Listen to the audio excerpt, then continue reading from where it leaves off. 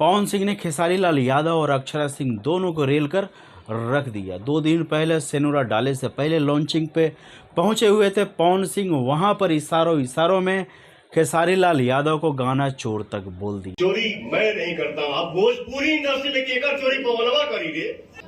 जब हम बोलने लगा तो फिर उठा के पटक दे। फोन किया, भाई गाना लीक हो गया है, गाना मार्केट में आ गई बा, जाकर 2:30 बज राती घनी गौनी। अच्छा ये भी देखिए, वो कहा था कि सदा चोरी ऊपर से सीना चोरी, कैसे लोग कर पाते हैं ऐसा एक्टिंग यार। उन्होंने नाम तो नहीं लिया, यहाँ तक बोला कि गाना का पवनवा चोराई, पवनवा के इतना दिन खराब आ गया कि गाना चोरी करी। उन्होंने खेसारी लाल यादव का नाम नहीं लिया, लेकिन इशारों में गाना चोर बोल दिया। इसके साथ साथ अक्षरा सिंह के बारे में भी बोल दिया कि अक्षरा सिंह को काम देने वाले और इस बुलंदी तक पहुंचाने वाले वो है। और आप सब तो अच्छी तरह जानते हैं वो कौन सा काम दिए हैं। तो फ्रेंड्स, इसी के ऊपर में हम लोग चर्चा करेंगे, पवन सिंह ने आखिर क्यों इन दोनों को टारगेट किया।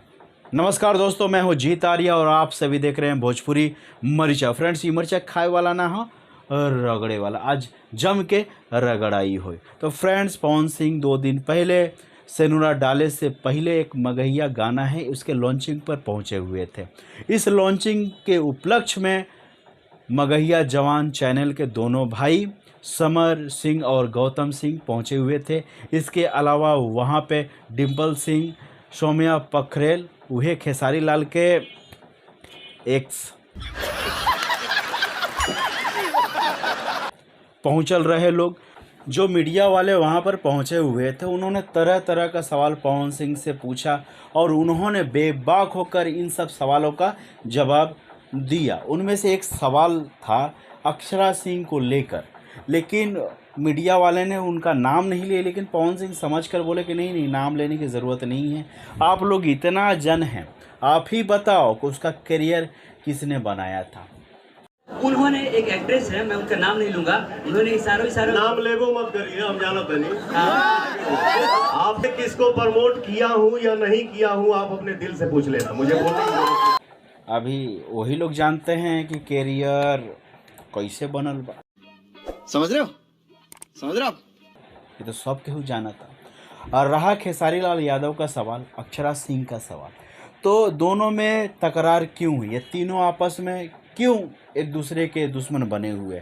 तो इस बारे में आप लोग सब जानते हो, फिर मैं बोलना चाहूँगा।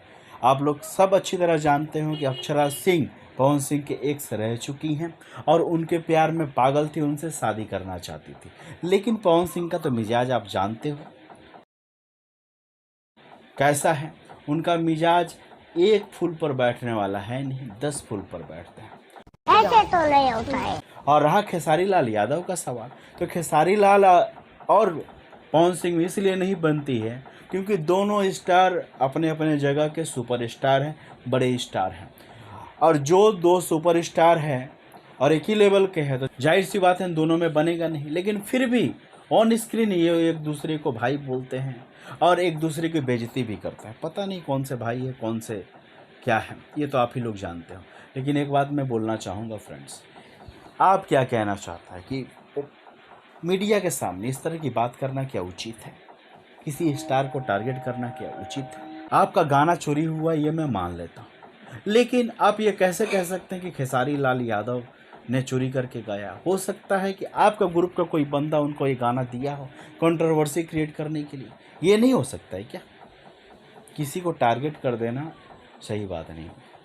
तो फ्रेंड्स, आप सभी को क्या लगता है, ये बात में कितना दम है? कमेंट्स करके बताएं।